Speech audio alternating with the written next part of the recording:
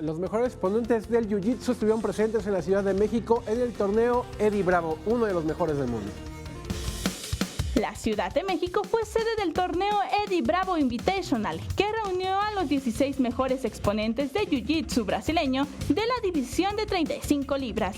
Dentro de los 16 contendientes al cinturón del peso gallo, se encontraron los mexicanos Arturo Cárdenas y Alexis Alducin.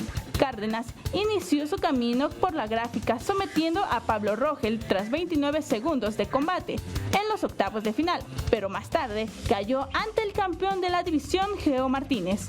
Por su parte, Alducin venció a Ashley Williams y después fue eliminado por Eddie Cummings.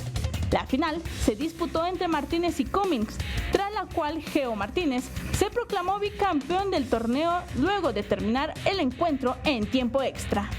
Vianey Zárate, 21 Noticias.